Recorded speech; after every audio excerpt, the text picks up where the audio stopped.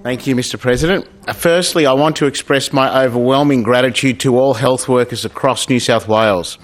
These brave individuals are on the front line at all hours, working to help the people of New South Wales throughout this pandemic and during the most challenging circumstances that many of us have witnessed in our lifetimes. We are asking these healthcare workers to help our communities under the most trying and dangerous of circumstances. Then, in turn, the government has a responsibility to ensure that these workers are protected. It is simply not good enough that health workers are coming forward and stating that they do not have personal protective equipment that is required for them to carry out their jobs. We know that health workers are at a heightened risk for contracting the COVID-19 virus, which has extremely serious and deadly consequences. The lives of these workers must not be put at risk due to inadequate resourcing. The Health Services Union has also expressed that in addition to health workers, aged care workers do not have adequate supplies to combat the virus. Healthcare and aged care workers are protecting our most vulnerable members of the community and need further resourcing.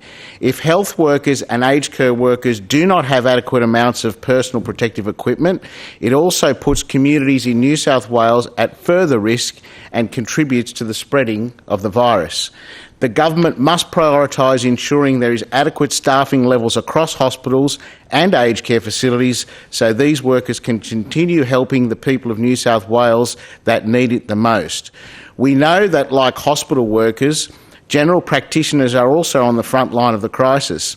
It is crucial that GPs and their practices are able to attain the supplies they require for both their protection and the public's.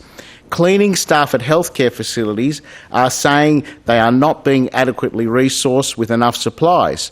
This needs to change if we are going to protect workers across the healthcare sector and residents of New South Wales.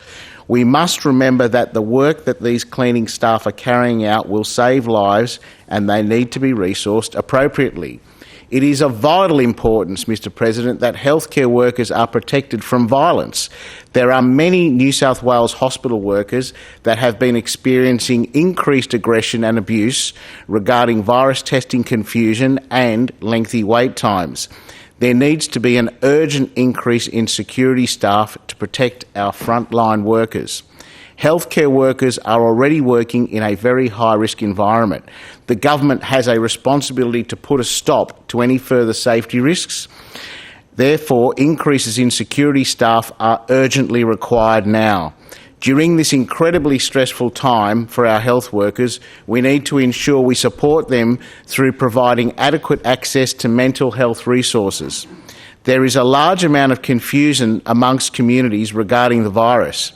If the public is better informed, this will only help our healthcare workers who are on the front lines dealing with very upset and very confused people. As our New South Wales Labor leader Jodie Mackay has been emphasising, New South Wales requires an urgent and robust public health information campaign and alert system, such as New Zealand's.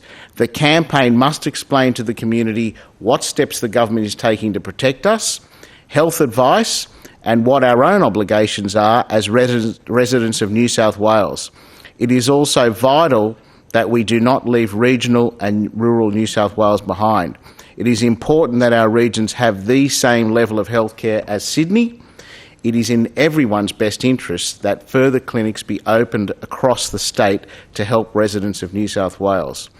We are depending, Mr President, on brave health workers to fight this virus. Regardless of politics, we must all come together to ensure that we take action to protect our frontline workers.